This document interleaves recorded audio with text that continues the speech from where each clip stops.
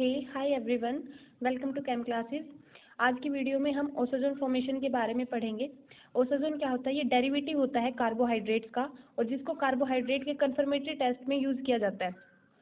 जब हमें कोई अननोन कंपाउंड दिया जाता है, कोई भी ऑर्गेनिक कंपाउंड, और हम उसकी एनालिसिस करते हैं लेबोरेटरी के अंदर, तो जब अगर हम 90% तक ये कंफर्म हो जाए कि ये कार्बोहाइड्रेट हो सकता है, तो लास्ट में एक ओसोजोन फॉर्मेशन करके देखी जाती है। कार्बोहाइड्रेट का एक डेरिवेटिव बना के देखा जाता है। अगर वो डेरिवेटिव बन जाता है, अगर ओसोजोन की फॉर्मेशन हो जाती है, तो ये 100% कंफर्म हो जाता है कि वो कार्बोहाइड्रेट है। और कौन सा कार्बोहाइड्रेट है, ये उसका मेल्टिंग पॉइंट चेक करके बताया जाता है। तो आज हम पढ़ेंगे ओसोजोन फॉर्मेशन के बारे में, किस तरह से होता है, कौन सा मैकेनिज्म फॉलो करता है। लेकिन उससे पहले कि कौन सा रिएजेंट यूज होता है ओसोजोन फॉर्मेशन में, तो जो रिएजेंट यूज होता है वो होता है फिनाइल हाइड्राजीन। फिनाइल हाइड्राजीन का यूज करते हैं हम ओसोजोन फॉर्मेशन करने के लिए। देखो, ये होता है हाइड्राजीन। हाइड्रोजन होता है NH2 हाइड्रोजन। तो फिनाइल हाइड्रोजन क्या होता है, इस एक H को हटा के हम फिनाइल लगा दें तो ये हो जाता है NH2 NH और फिनाइल। कुल मिला के ये ऐसा होता है, बेंजीन रिंग के ऊपर NH और NH2। इसको हम ऐसे भी लिख सकते हैं C6H5 NH NH2। तो ये होता है हमारा रिएजेंट फिनाइल हाइड्राजीन। जब ग्लूकोज की रिएक्शन कराई जाती है फिनाइल हाइड्राजीन के साथ, C6H5 NH NH2 phenyl hydrazine के साथ रिएक्शन कराई जाती है, तो ये बनता है ग्लूकोसाजोन। ग्लूकोसाजोन एक्चुअल में कैसा होता है, ये देखो, ये हमारा ग्लूकोज है, एल्डिहाइड ग्रुप है, CHOH, थर्ड कार्बन पे OH लेफ्ट साइड में। ये हमने ऐसे ग्लूकोज लिख लिया। इसमें एक ग्लूकोज मॉलिक्यूल के लिए 3 मोल ऑफ फिनाइल हाइड्राजीन की रिक्वायरमेंट होती है, 3 मोल ऑफ फिनाइल हाइड्राजीन, और इससे बनता है ग्लूकोसाजोन। ग्लूकोसाजोन कैसे होता है, carbon double bond N NH C6H5, carbon double bond N NH C6H5, और बाकी एज इट इज ग्लूकोज जैसा ही। C1 और C2 कार्बन पे फिनाइल हाइड्रोजन जुड़ जाते हैं, बाकी एज इट इज रहता है। तो ये है हमारा ग्लूकोज। फिनाइल हाइड्रोजन के साथ रिएक्ट करके 1 मोल ग्लूकोज के लिए 3 मोल ऑफ फिनाइल हाइड्रोजन की रिक्वायरमेंट होती है, और ये बनता है ग्लूकोसाजोन। इसमें जो बाई प्रोडक्ट्स बनते हैं वो एक एनिलीन बनता है C6H5 NH2, अमोनिया और वाटर, ये बाई प्रोडक्ट्स बनते हैं, और लास्ट में ये हमें मिल जाता है ग्लूकोसाजोन। अब हम पढ़ेंगे इसका मैकेनिज्म कि ये किस तरह से होता है। मैकेनिज्म में हम सबसे पहले लिखते हैं ग्लूकोज। हमने इस तरह से लिखा C double bond OH, aldehyde group, second carbon पे H और OH। बाकी क्योंकि एज इट इज रहेगा, कोई चेंज नहीं आएगा, सिर्फ C1 और C2 कार्बन पे चेंज आया है, तो बाकी के ग्रुप को हमने ऐसे R से रिप्रेजेंट कर दिया। ऐसे R से रिप्रेजेंट कर दिया क्योंकि बहुत बड़ा हो जाता है, बार बार लिखेंगे, तो इसको ऐसे R से रिप्रेजेंट कर दिया। इसके साथ रिएक्शन होती है सबसे पहले फिनाइल हाइड्रोजन की, NH2 NH C6H5 रिएक्शन होगी। सबसे पहले होता है वाटर रिमूवल।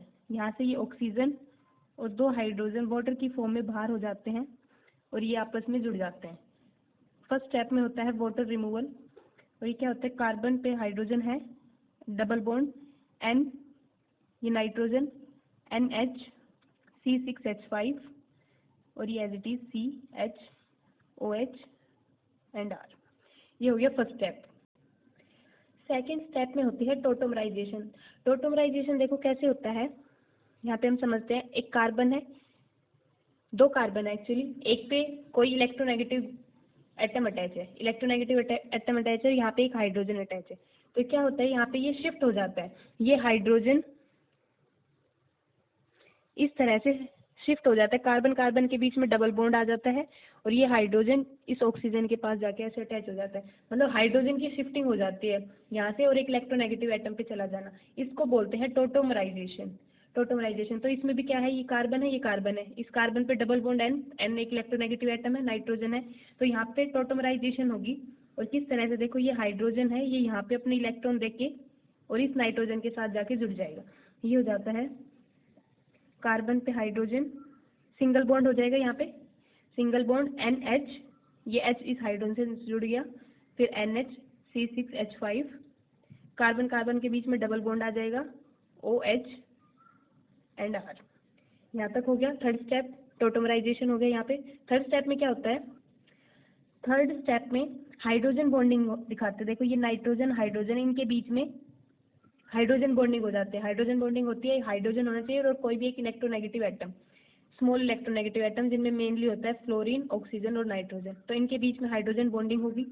तो यहाँ पे क्या होता है, देखो हाइड्रोजन बॉन्डिंग होती है तो यहाँ पे ये बॉन्ड की फॉर्मेशन हो जाएगी, ये इलेक्ट्रॉन आ जाएंगे यहाँ पे, ये हाइड्रोजन और ऑक्सीजन का बॉन्ड टूट जाएगा, नाइट्रोजन और हाइड्रोजन का फॉर्म हो जाएगा और ऑक्सीजन का और हाइड्रोजन का टूट जाएगा। ये इलेक्ट्रॉन यहाँ पे आ जाएंगे और ये पाई इलेक्ट्रॉन यहाँ शिफ्ट कर जाएंगे।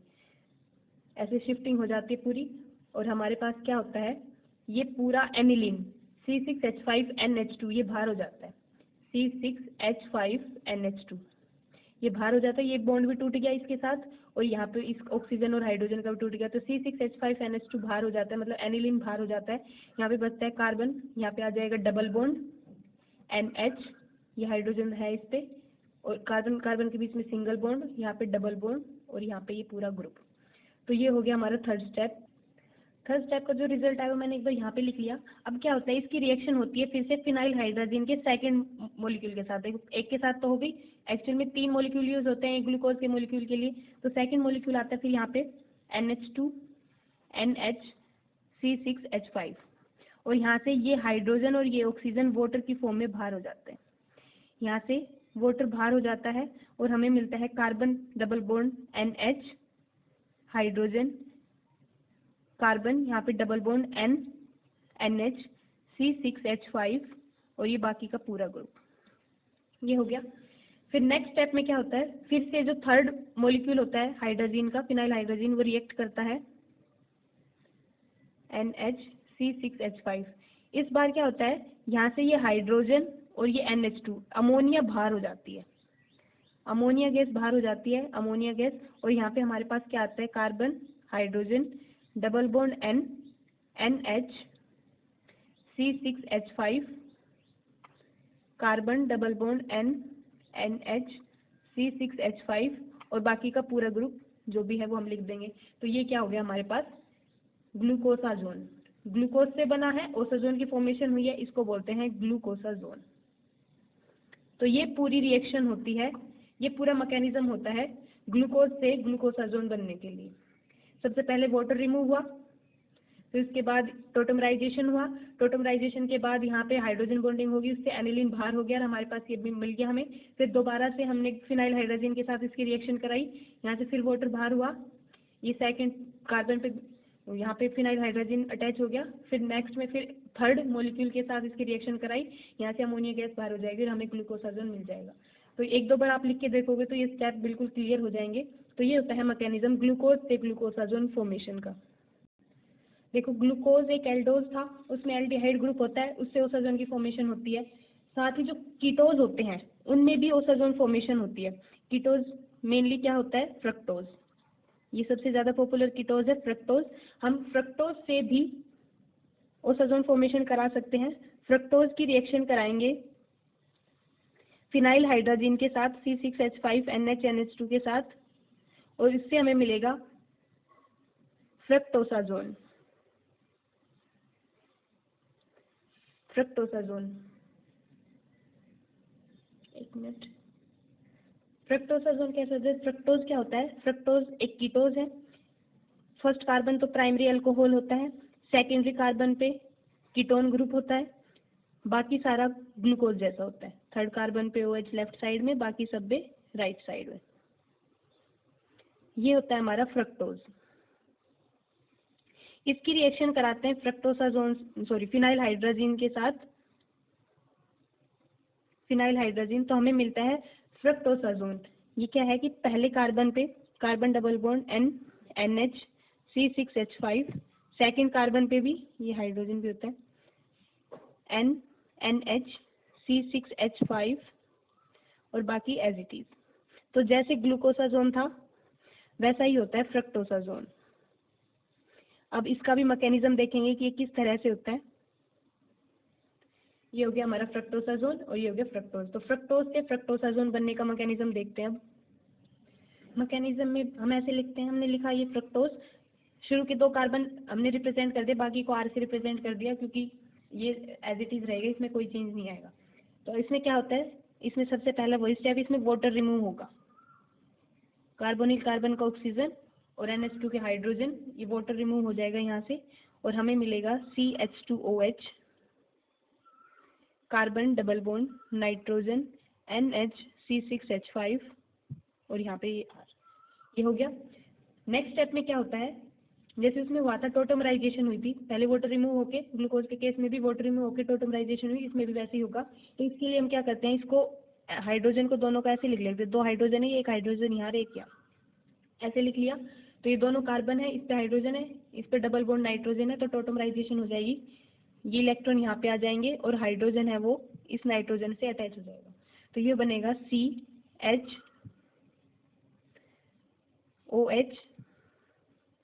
यहाँ पे कार्बन कार्बन के बीच डबल बॉन्ड, नाइट्रोजन के पास हाइड्रोजन आ गया NHC6H5 और बाकी का पूरा ग्रुप, ये हो गया। तो टोटमराइजेशन के बाद वहाँ उसमें हाइड्रोजन बॉन्डिंग हुई थी, इसमें भी वैसे ही होगा, हाइड्रोजन बॉन्डिंग होगी इस हाइड्रोजन और नाइट्रोजन के बीच। आप कहोगे इसके बीच क्यों नहीं, क्योंकि इसमें देखो 1 2 3 4 5 6 मेंबर्ड रिंग बनती है पूरी, तो 6 मेंबर्ड रिंग स्टेबल होती है, तो इसलिए ये हाइड्रोजन इस नाइट्रोजन के साथ